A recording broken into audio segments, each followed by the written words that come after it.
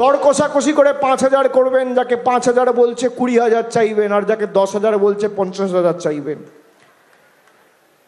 পদ্ম ফুলের থেকে টাকা নেবেন আর জোড়া ফুলের হয়ে ভোট করবেন, এটাই আমাদের অঙ্গীকার।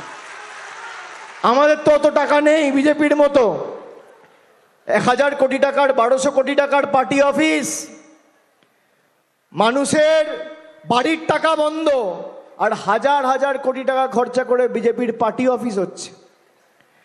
8,000 কোটি টাকা খরচা করে প্রধানমন্ত্রীর জন্য বিমান কেনা হচ্ছে, 10 লক্ষ টাকার স্যুট, 12 কোটি টাকার গাড়ি, আর মানুষকে লাইনে দাঁড়িয়ে গ্যাস কিনতে হচ্ছে 400 টাকার গ্যাস 1,000 টাকা, তাও পাওয়া যাচ্ছে না, তাও পাওয়া যাচ্ছে না। একমাত্র বুক চিতিয়ে লড়াই করছে তৃণমূল কংগ্রেস। আপনারা 2011, 2016, 2021 যেভাবে তৃণমূলকে আশীর্বাদ করেছেন, আশীর্বাদের হাত থেকে যেন আমাদের প্রতিনিধিরা বঞ্চিত না হয়। বাকিটা আমরা আছি, আমরা বুঝে নেব।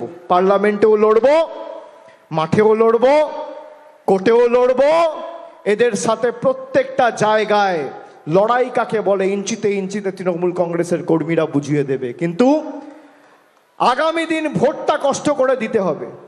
সমীরদা জিতছে বলে বাড়িতে বসে গেলে হবে না।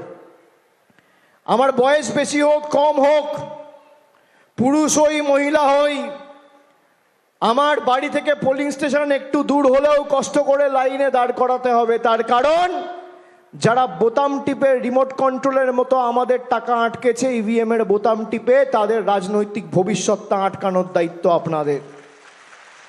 তারাও বোতাম টিপেছে, আমরাও বোতাম টিপবো।